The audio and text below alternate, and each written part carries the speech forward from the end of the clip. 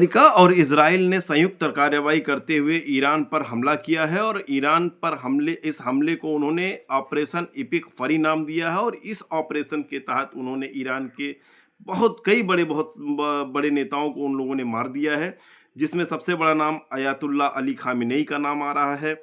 और ऐसा माना जा रहा है कि उनको भी मार दिया गया है, जो ईरान के सर्वोच्च नेता थे, और वहाँ के रक्षा मंत्री को मार दिया गया है। मतलब अगर आप तुलना करें कि भारत के प्रधानमंत्री या राष्ट्रपति और यहाँ के रक्षा मंत्री को मार दिया जाए तो स्थिति क्या होगी।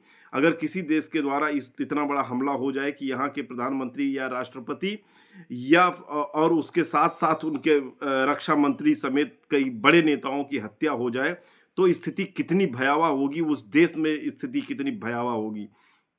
वहीं पर अमेरिका के राष्ट्रपति डोनाल्ड ट्रंप ने और इजराइल ने संयुक्त रूप से ये बयान भी दिया है, और ये बयान देते हुए उन्होंने कहा है कि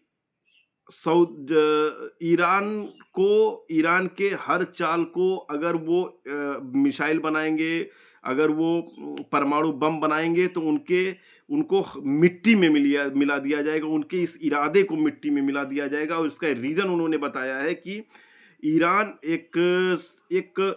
जो है वो इंटरनेशनल टेररिज्म का इपिक सेंटर है। अब ये है कि नहीं है वो आप लोग बताएंगे, कमेंट कीजिएगा। और हालांकि भारत के और ईरान के बहुत अच्छे संबंध हैं। चाबहार एयरपोर्ट, चाबहार जो है पोर्ट, वो भारत अपना बहुत बड़ा इन्वेस्टमेंट करके ईरान में बनाया हुआ है। Saudi, Dubai, UAE, Qatar, Kuwait पर जो बहुत बड़े हमले ईरान कर रहा है, वहाँ तो जहाँ हमले हो रहे हैं वहाँ सबसे ज़्यादा अपने भारतीय रहते हैं। तो स्थिति तो भारत के लिए दोनों तरफ से बहुत भयावह है। मतलब वो किसी भी तरफ नहीं जा सकता है और दोनों तरफ से पिट रहा है। अब इसमें बहुत आगे ना जाते हुए मैं आपको यही बताना चाहूँगा कि डोनाल्ड ट्रंप ने 8 मिनट का एक वीडियो अपने सोशल मीडिया हैंडल एक्स पर शेयर करते हुए डाला है। जो 8 मिनट का वीडियो है वो बहुत मतलब ईरान के खिलाफ किस तरह से उन्होंने बोला है, और यहाँ तक कि उन्होंने कह दिया है कि ईरान की जनता को अब चाहिए कि ईरान के नेताओं को हटा करके और वहाँ अपनी नई सरकार बनाएं, वहाँ उनको उस पर कब्जा कर लेना चाहिए। यानी जैसे जेनजी प्रोटेस्ट अभी अपने नेपाल में हुआ, जैसे अभी प्रोटेस्ट बांग्लादेश में हुआ, इस तरह का प्रोटेस्ट वो चाह रहे हैं और नई सरकार का गठन चाह रहे हैं। और वो चाह रहे हैं कि एक ऐसी सरकार बने जो अमेरिका और इजराइल के इशारों पर चले।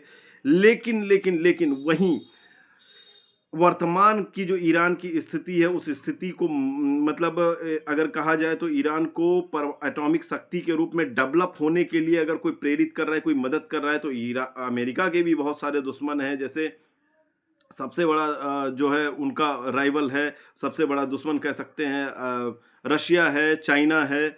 तो ये उनको मदद भी कर रहे हैं, लेकिन ये मदद बहुत थोड़ा पड़ रहा है। जहाँ तक मुझे लग रहा है कि ये मदद बहुत थोड़ा पड़ रहा है, और अमेरिका और इजराइल मिल करके जो अभी तक उनका मिडिल ईस्ट में कब्जा था उसको बरकरार रखने के लिए हर संभव प्रयास कर रहे हैं, पूरी ताकत का प्रदर्शन कर रहे हैं। लेकिन वहीं ईरान के जो समर्थक हैं वो अभी खुलकर सामने उस तरह से नहीं आ रहे हैं, और ना आ रहे हैं ना आ ही पा रहे हैं। मुझे लगता है आ भी नहीं पाएंगे, और ईरान के लिए बहुत बुरा समय चल रहा है। इसको किसी तरह से बीतने की ज़रूरत है। और क्या ये वर्ल्ड वॉर 3 की कहीं शुरुआत तो नहीं है?